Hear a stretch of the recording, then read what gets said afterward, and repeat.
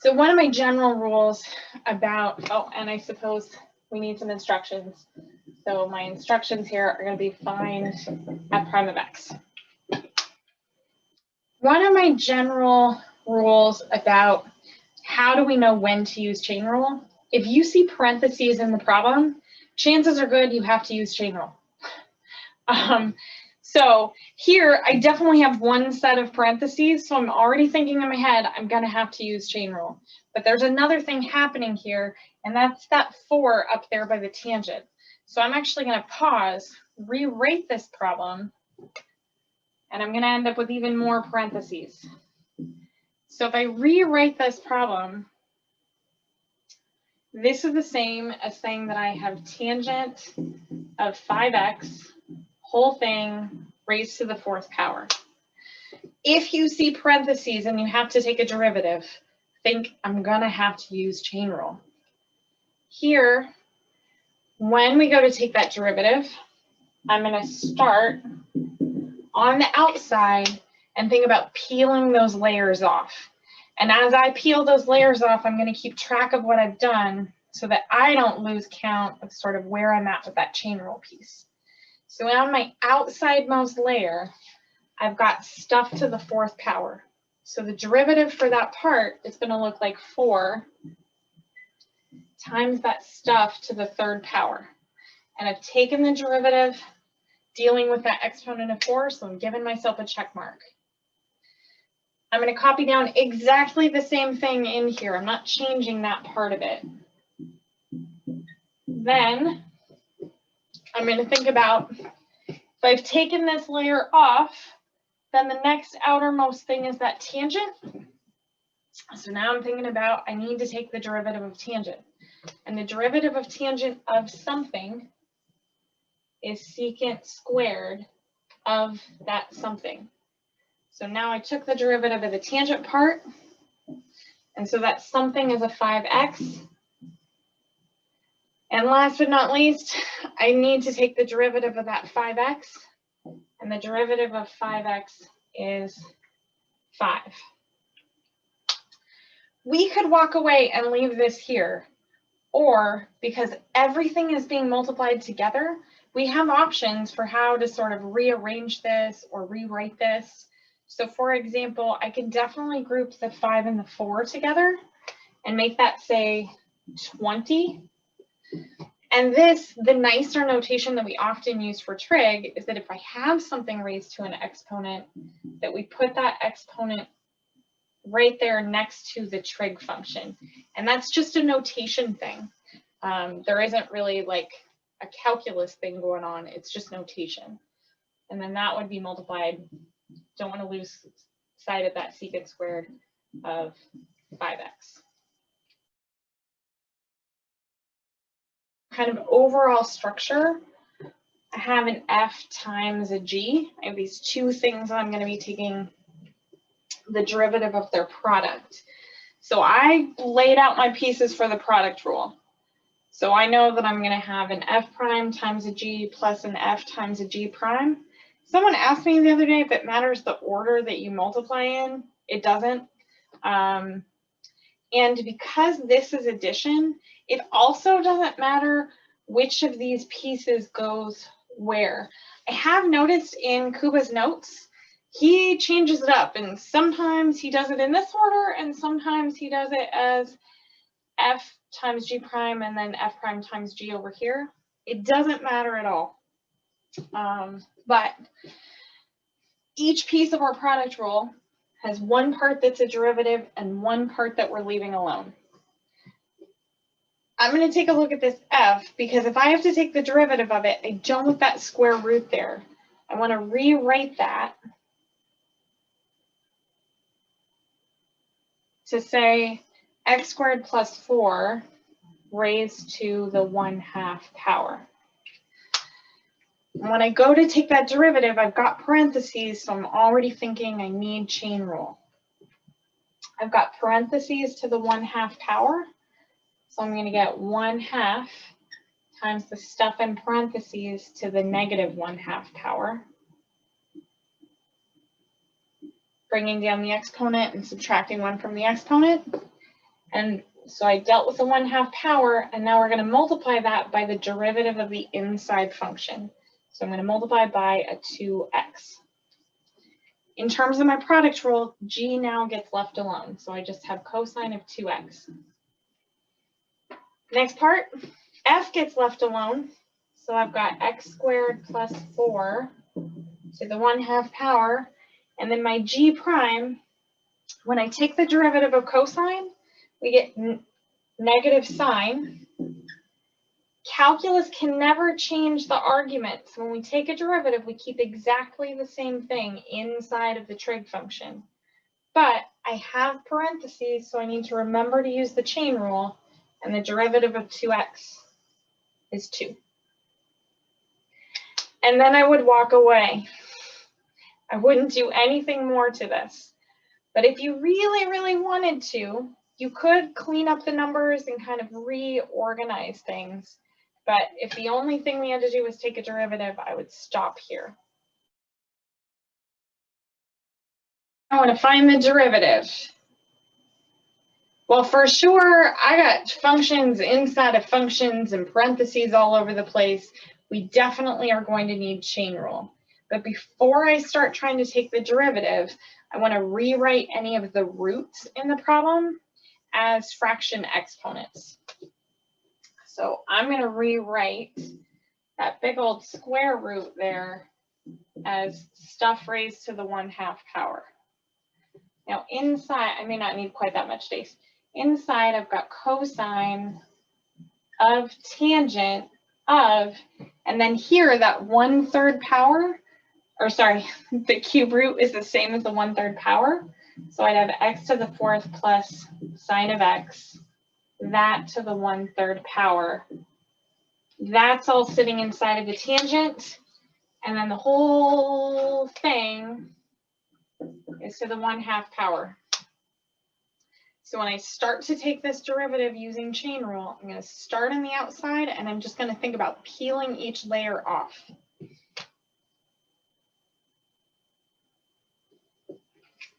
And again, I'm going to give myself little check marks as I go. Another trick, if you've been working on a bunch of these, sometimes it's nice to know when to stop. So one trick is to use little check marks so that you can make sure you've taken the derivative of all of the parts. But the other is to start backwards by figuring out what's the last thing I'm going to take the derivative of. And the first place that you would plug in a number is usually the last thing we're going to take a derivative of.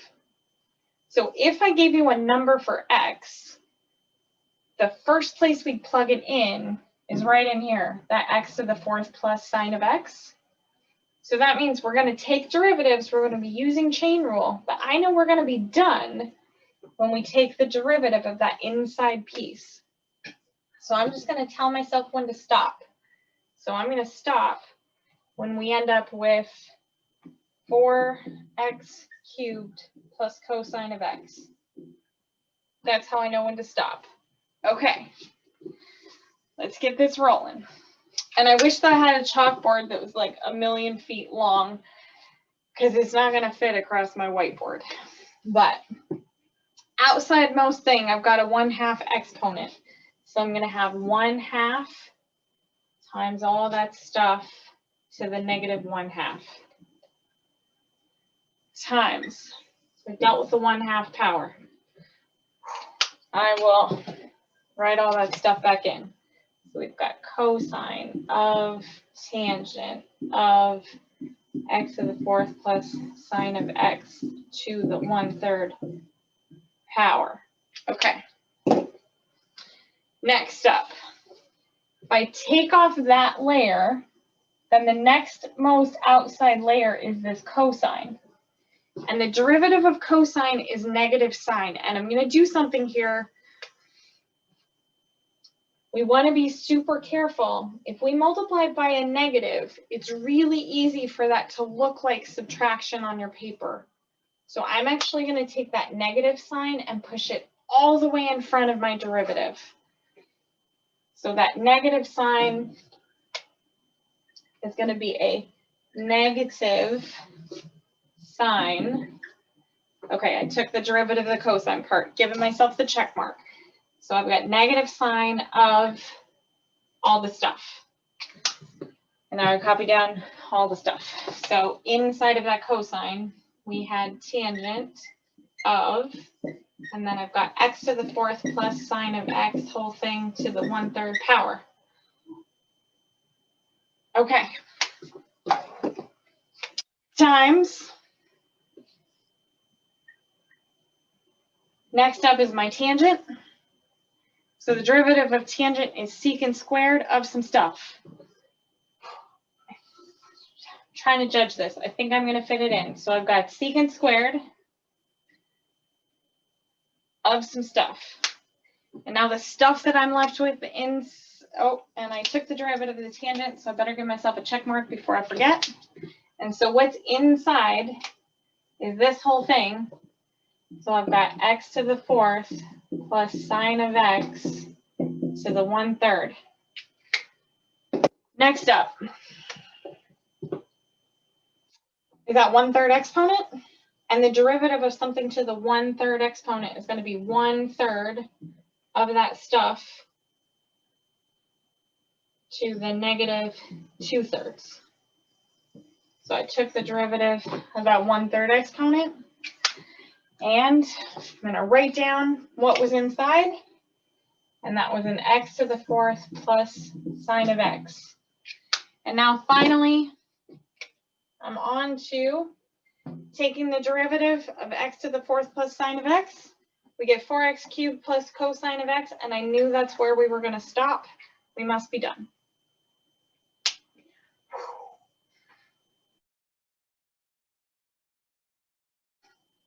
I actually really do have some markers here that are almost dead. I'm trying to make it through the end of the quarter. So there's like a little tiny bit of life left in my green, black, and blue markers. So I was going to do this chain rule example, but I'm going to run out of ink if I do. So instead, just imagine for a second that I have a function and it's so terrible that I was going to use up my entire black marker, everything that's left. So I just shoved it inside of a triangle. There's a function in there. I'm not telling you what it is because I don't want to use up my ink, but there's a function in there. And I'm raising it to the 5th power. So if I have to take the derivative and I'm using chain rule, then I'm going to end up with 5 times whatever function that triangle represents to the 4th power. Times, and this is the chain rule part, we would have to remember to multiply by the derivative of whatever's in the triangle. And I'm just going to call that triangle prime. My other mostly dead marker here, my green marker. Let's say I had another problem. That same function is still sitting inside that triangle, but this time I've got 3 times the triangle squared plus my green function here is going to be, I don't know, like pentagon to the 10th power.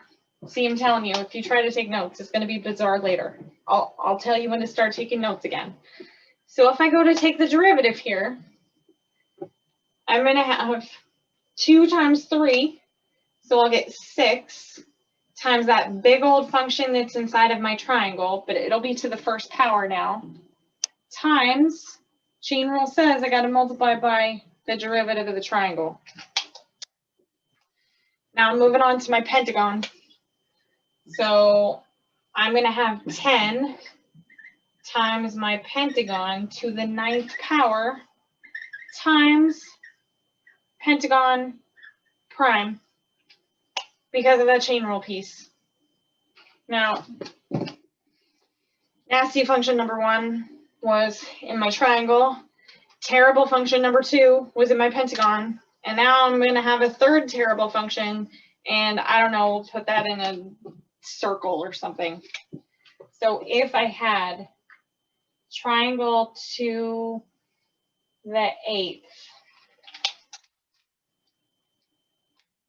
plus pentagon cubed minus 2 times circle to the 4th, and I went to take the derivative, I would end up with 8 times the function inside of that triangle to the 7th times, chain rule says, I got to remember to multiply by the derivative of the inside, or the derivative of whatever that triangle function is, plus 3 times pentagon squared times, chain rule says, I got to multiply by the derivative of whatever is inside of that pentagon. And then back here, I'm going with minus 8 times the circle cubed times derivative of whatever function is hiding inside of that circle. That's really all the chain rule is saying, right? If I have some function and it's sitting inside of something else, when we take the derivative, we kind of do the normal looking derivative we're looking at, and we multiply by the derivative of the inside. Okay, now it's time to give my markers a little bit of a break and to do a problem that looks a little bit more like calculus.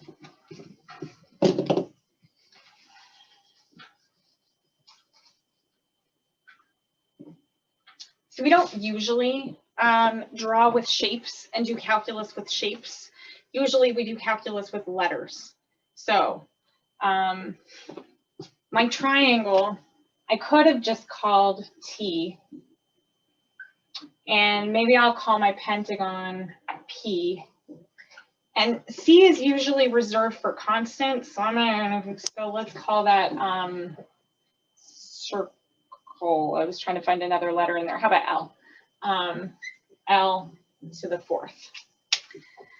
You can start taking notes again. Sorry if I didn't say that before. We can apply the chain rule here in exactly the same way that we applied the chain rule down here.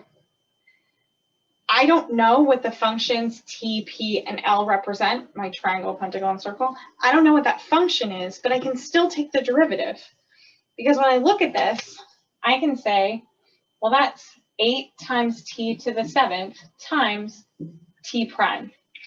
Now, I will say it is important that your handwriting is neat, because we don't want this to look like T raised to the 1st power. It's got to look like a T prime so that we know we're taking the derivative of that inside function. When I take the derivative of P cubed, it's going to look like P3 times P squared times P prime, just using that same chain rule idea we were using down here.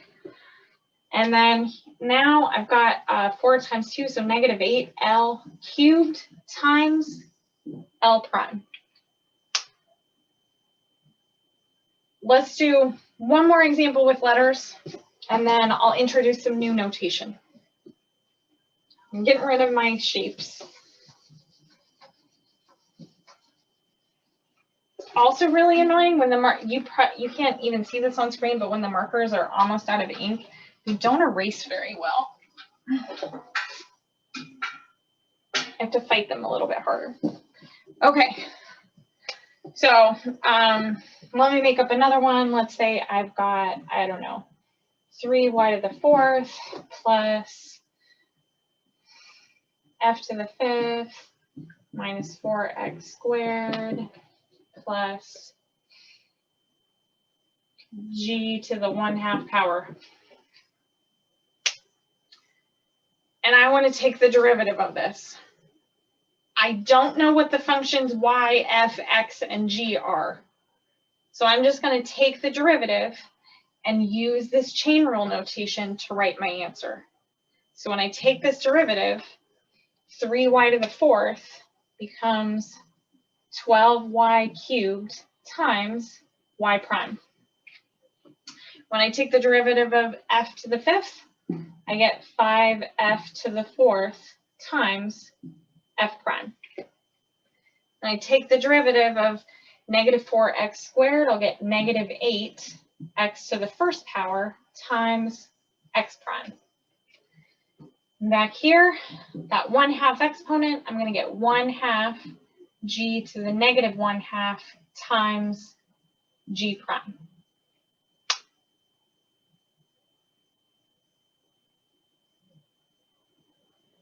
So that's our sort of most generic version of what's going on with chain rule. And now the only thing that we're doing in section 2.7 and 2.8 is introducing a little bit of new notation, or rather, we're applying some different notation to this problem. And here's the different notation that I'm going to apply. Y prime means we took a derivative, but there's another way that we write y prime. And we've seen this before. We can write y prime as dy dx. Well, if y prime is dy dx, then that would make f prime df dx.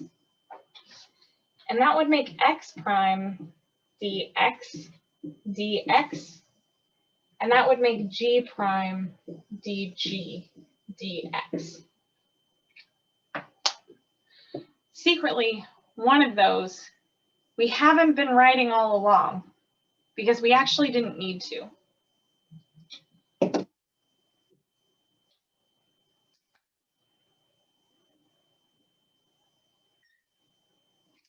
Dx over dx is equal to 1.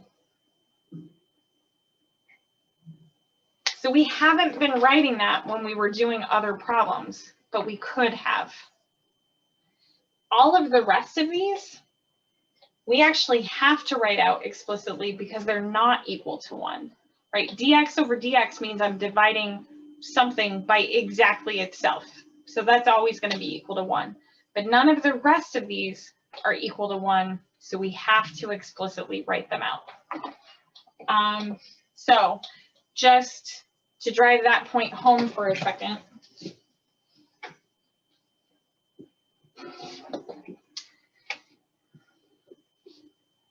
if I had something that looked like y is equal to x cubed, and I asked you to take the derivative, we could treat this exactly the same way we just did that. Here's what I mean. I don't know what y is. It's some function. Well, when I take the derivative of that function, since it's to the 1st power, I would get 1 times y prime. On the right-hand side, when I take this derivative, x is some function, so I'd get 3 times x squared times x prime. But 1 times y prime is just y prime. And x prime with respect to x is equal to 1. So this would just be 3x squared. We haven't been writing this step out because we didn't need to. But in sections 2.7 and 2.8, we're going to have to be explicit about writing that chain rule piece of it out for 2 reasons. In section 2.8, most of the time we're taking the derivative with respect to time, not with respect to x. So if I think about going back to this example, instead of taking the derivative with respect to x, if I came back to this and took the derivative, and maybe the instructions would look like differentiate with respect to time, or it could say find d dt. So there are a couple of different ways that we can ask for it. But if we were to differentiate this with respect to time, nothing changes in how we take that derivative and apply the chain rule. But that next part means that all the pieces that had the primes they're now a something dt.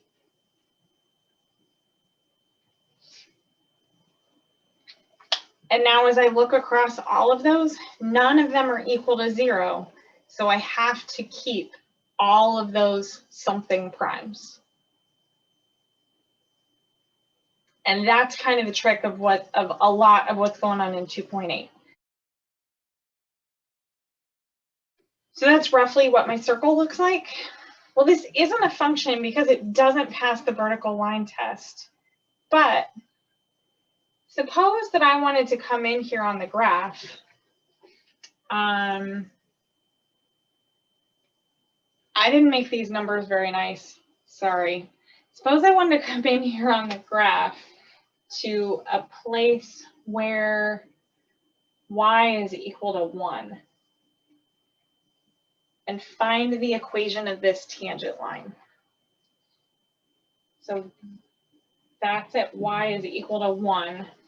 And I want to find the equation of that tangent line. Well, I know there are always two things, and I'll write that out. So find the equation of the tangent line.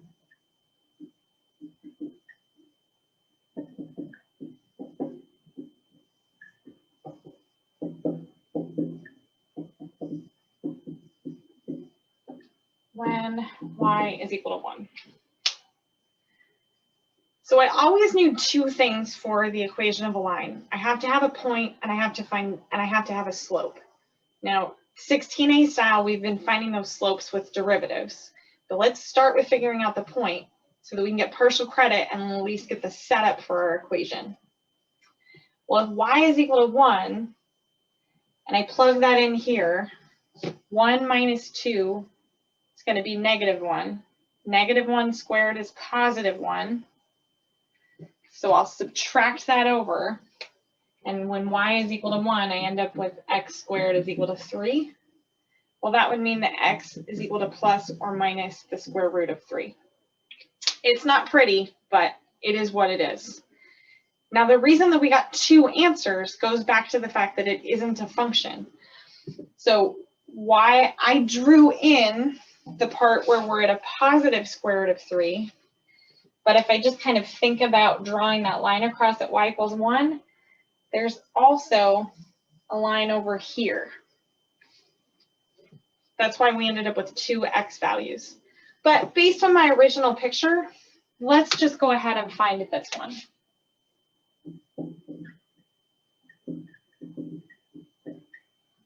Which means we're going to choose that positive square root of 3. So now in terms of my equation of the tangent line, I've got y minus 1 is equal to some slope times x minus the square root of 3. But now I need to go to find the slope. Well, finding a slope of a tangent line, that slope is saying that I am looking for dy dx. Change in y over change in x, that's been our slope since back in the day when we were little kids. So if I'm looking for that dy dx value, this function doesn't say y equals. This, or rather this expression, it's not a function. This equation doesn't say y equals. It says x squared plus y minus 2 whole thing squared is equal to 4. But we don't need it to say y equals. We have the power of the chain rule. We can just take the derivative. So if I walk up to this to take the derivative of x squared, I would get 2x times x prime. Here, I got some stuff in parentheses squared, so I'm going to have 2 times the stuff in the parentheses times the derivative of the inside. Well, the derivative of y is y prime, and the derivative of -2 is 0. Now, if I took the derivative of the left-hand side, I also have to take the derivative of the right-hand side, and the derivative of 4 is 0. So I took my derivative. By the way, we call this implicit differentiation because it is implied that y is a function of x. So we've taken our derivative, and now x prime, just like we did on the previous problem, because I'm taking a derivative with respect to x, my x prime is going to be a 1 because it's dx over dx. So I don't have to write that x prime here. So I've got 2x plus 2 times y minus 2 in parentheses, and that whole thing is times y prime and equal to 0. But because we wanted our derivative with respect to x, I'm going to write that y prime as dy dx. That's the thing we're looking for. I'm trying to get that dy dx so that I can get my slope. So I need to rearrange this equation so that it says dy dx equals some stuff.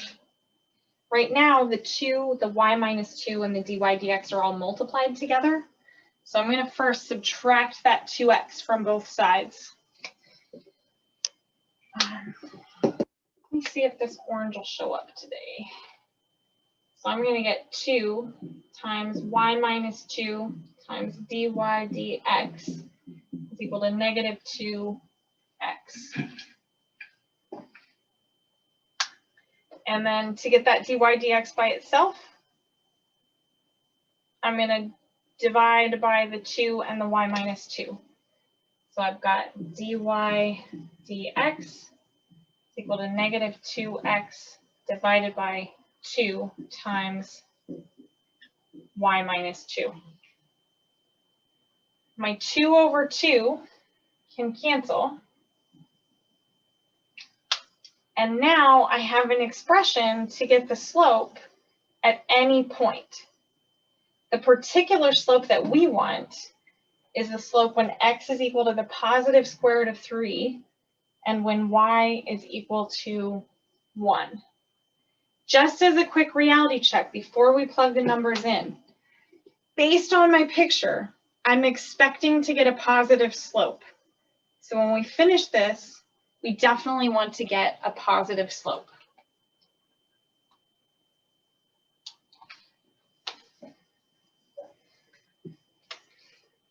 So let's see.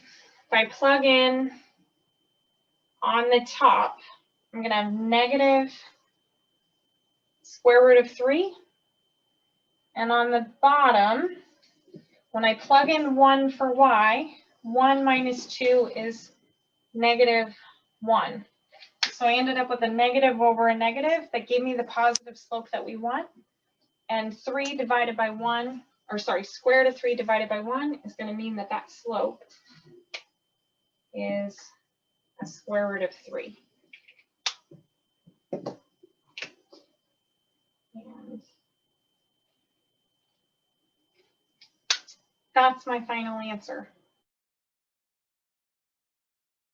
Your overall question, we're looking to find the equation of the tangent line at 1, negative 1. Just like I do with any of these tangent line problems, I'm going to start by getting my partial credit, meaning I'm going to start by writing the form that our equation of the tangent line is going to take. I'm going to have y minus a negative 1 is equal to m times x minus 1, or y plus 1 is equal to m times x minus 1. Next up, I have to figure out what that m value is.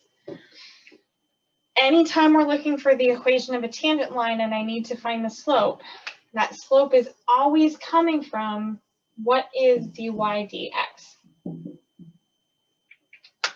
Well, if I look at this equation, technically there's a way to solve this to make it say y equals, but we would have to complete the square for y and do a whole bunch of other garbage. So we're not going to do that. We're going to use our calculus skills and just take a derivative. We're taking that derivative implicitly because this does not explicitly say y equals. Well, when I look at that x squared, I know that when I take the derivative, I'll end up with 2x times x prime. And I'm going to keep all of my primes in here the first time I run through the problem. Now I'm subtracting 3 times x times y. I'm going to write that as minus 3. And then if I have x times y, I know I'm going to need a product rule.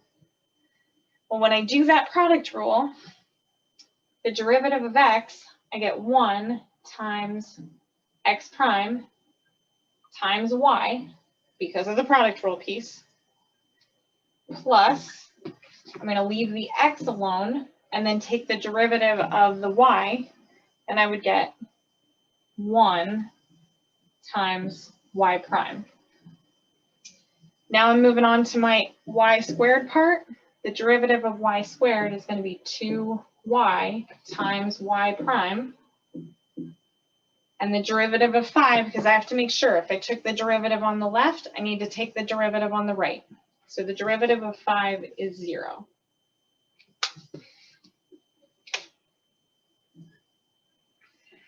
Next, I'm going to come through, and this looks pretty messy. So we could actually skip writing this step and instead have just written the very next line. I just like to be careful about writing out all of my primes the first time and then cleaning it up. So I know that if I'm finding dy dx, then that means that that x prime piece would be dx dx, and dx dx is equal to 1. So we don't have to write those because we're multiplying by 1. Sorry, the green did not show up. If I stand over here, it's there.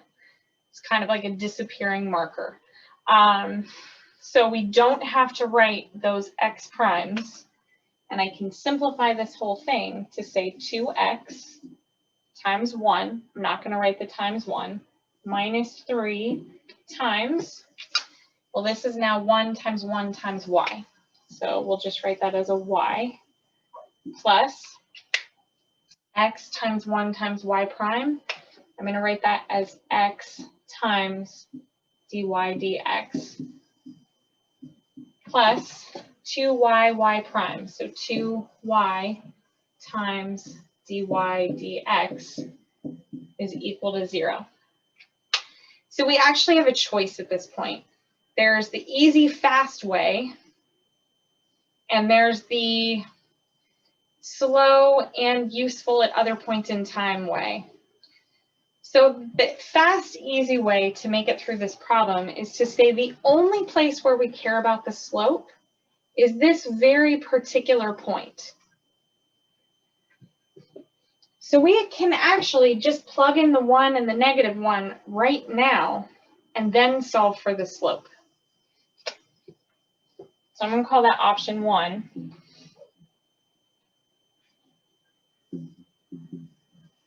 Plug in x equals 1, y equals negative 1, and solve for dy dx. So if I do that, then with x being equal to 1, that looks like 2 minus 3 times negative 1 plus 1 times dy dx plus 2 times negative 1, so I'll make that a minus 2 dy dx is equal to 0. I'm going to go ahead and distribute that minus 3 in. So I've got 2, and then negative 3 times negative 1 will be plus 3 minus 3 dy dx minus that 2 dy dx is equal to 0. So 2 plus 3, I can take that 5 and subtract it to the other side.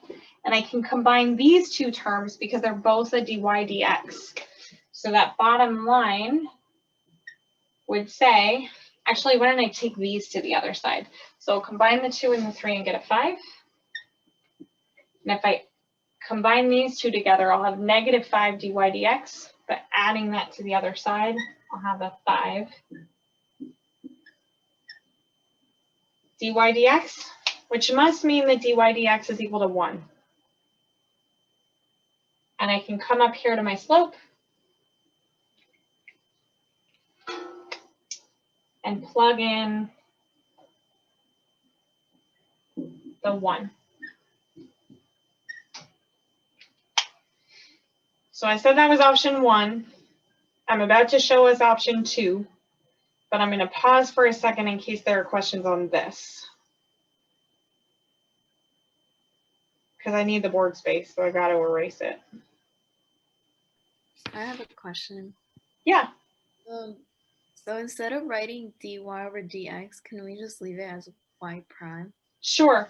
My handwriting is terrible. So when I write those y primes, they really start to look like y to the 1 power for me. So personally, I'm less likely to make a mistake if I write it as dy dx. I will also say that when we're doing the related rates problems in section 2.8, when we're working through those problems, because we're taking the derivative with respect to time almost always, it is usually preferred when we're doing those word problems to actually write it as d something, d something. So I'm just in the habit of doing that. But no, it doesn't matter on this problem. You could just leave it as y prime. Okay, thank you. Okay, that was option 1. Now let's take a look at option 2. Option 2 is that we do those two things backwards. Option 2 is we solve for dy dx, then plug in x equals 1, y equals -1. So we do that in the other order. Now, one advantage of doing it in the other order is that we'll have an equation for dy dx.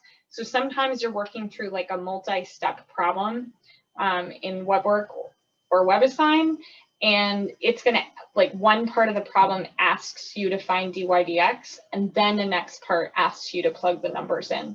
So sometimes we have to solve for the dy dx. We don't get a choice. So if we go with option 2 here, I'm going to want to distribute out that -3 everywhere so that I can start combining my similar terms.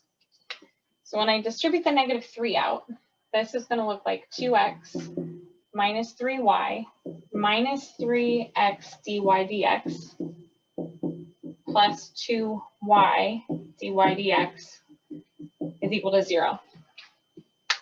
So I have these two pieces here that both have a dy dx in them. And that's really what I'm trying to solve for. So I'm going to take these two pieces out in front and get them to the other side.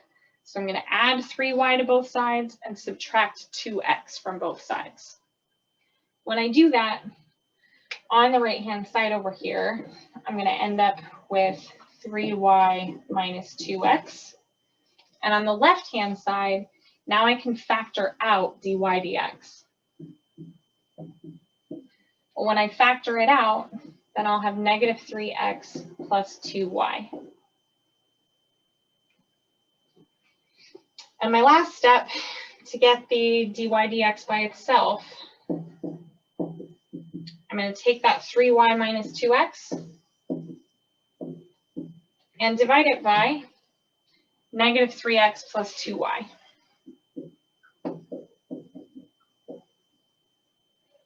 And that's an expression for my slope. So now we can, at any point on the graph, we can figure out what the slope is. In particular, for the question I asked, we still need to know what the slope is when x equals 0, or sorry, when x equals 1 and y equals -1. So if I plug in -1 for y and +1 for x, then I would get -5 on top. When I plug in 1 for x and -1 for y, I would get -5 on the bottom. And that's that same 1 that we got when we did it before.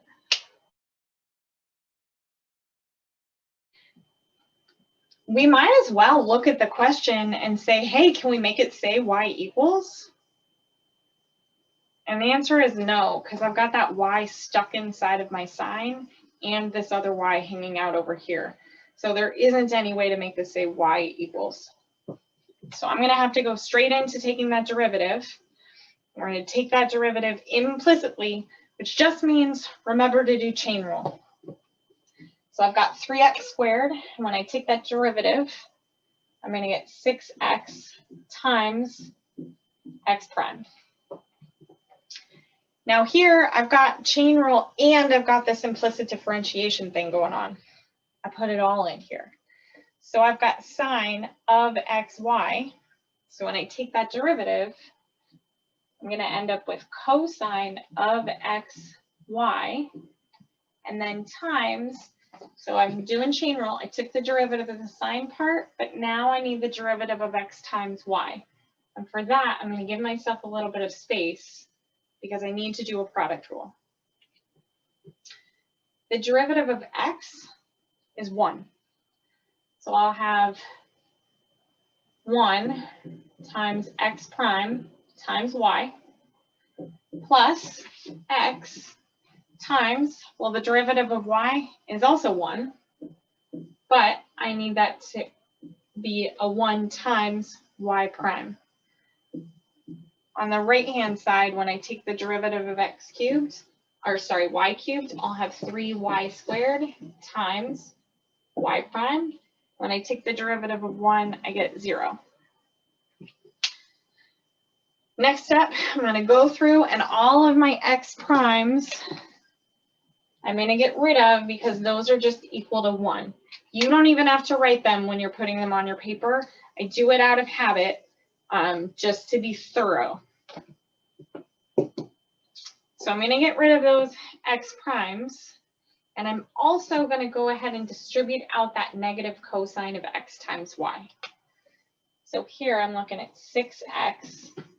And when I distribute this term in, so my minus cosine of xy is going to get distributed into these two pieces.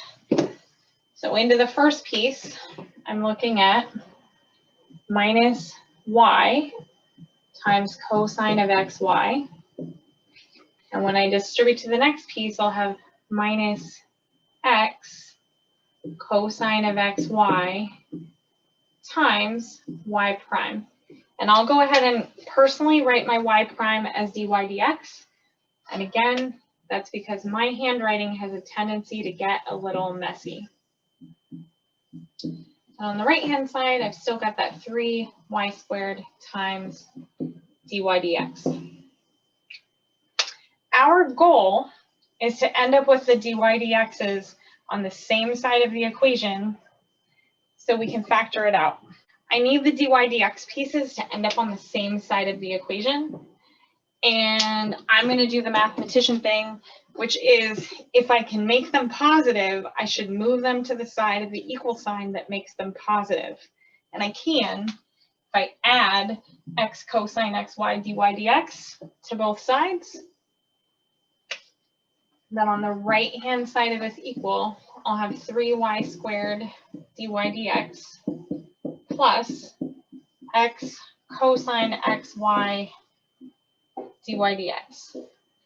On the left-hand side, I've still got that 6x minus y cosine xy. And then my final step here, or no, I lied, I got 2 more steps. I'm going to factor out the dy dx. And if I factor out dy dx, then I'll have 3y squared plus x cosine xy. Nothing has changed on my left-hand side, so I've still got 6x minus y cosine xy. Now I'm on my last step, and I'm going to take both sides and divide by this mess. So that my final answer here becomes dy dx is equal to 6x minus y cosine xy, whole thing, divided by 3y squared plus x cosine xy.